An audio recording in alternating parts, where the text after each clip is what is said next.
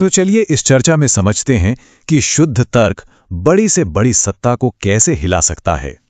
सोचिए, जब पूरा सिस्टम ही खिलाफ खड़ा हो तो कोई अकेले प्रभावशाली ढंग से पलटवार कैसे कर सकता है। शुरुआत करते हैं महान क्रांतिकारी भगत सिंह के उस ऐतिहासिक निबंध से जो उन्होंने सीधे जेल से लिखा था। फांसी का इंतजार था, तभी 1930 में जेल में हुई एक खास मुलाकात ने इस लेख को जन्म दिया। हुआ ये कि एक धार्मिक व्यक्ति ने उन पर आरोप लगाया कि उनका अहंकार उन्हें ईश्वर से दूर कर रहा है।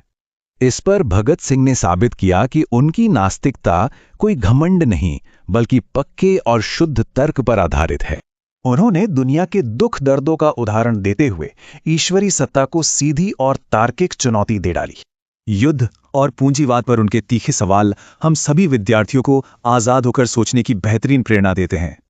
खैर, अब चलते हैं महाभारत के उस प्राचीन किस्से पर जहां एक बार फिर तर्क ने सत्ता को ललकारा। यहां मुख्य कारण थी गहरी ईर्ष्या, और इसी जलन के चलते पासे के इस धोखेबाज खेल का आयोजन हुआ। खेल में ये विनाशकारी दांव तब तक बढ़ते गए जब तक युधिष्ठिर ने पत्नी द्रौपदी को दांव पर नहीं लगाया।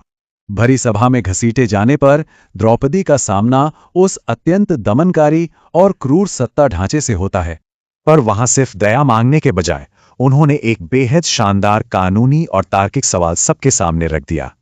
उनका तीखा सवाल था, जो खुद अपनी आजादी हार चुका हो, भला वो अपनी पत्नी को दांव पर कैसे लगाएगा। और दिलचस्प बात देखिए, उनके इस एक अकेले सख्त तर्क ने पूरी की पूरी शाही सत्ता को खामोश कर दिया। अगर तुलना करें तो भगत सिंह न्याय चाहते थे, जबकि महाभारत के विरोधी सिर्फ और सिर्फ कड़वा बदला चाहते थे। ध्यान दें, दोनों ही नायकों ने ताकतवर लोगों का पाखंड उजागर करने के लिए तीखे तर्कों का बेहतरीन इस्तेमाल किया। ये वाकई सोचने पर मजबूर करता है। क्या एक सही तार्किक प्रश्न ही सबसे शक्तिशाली और धारदार विद्रोह है?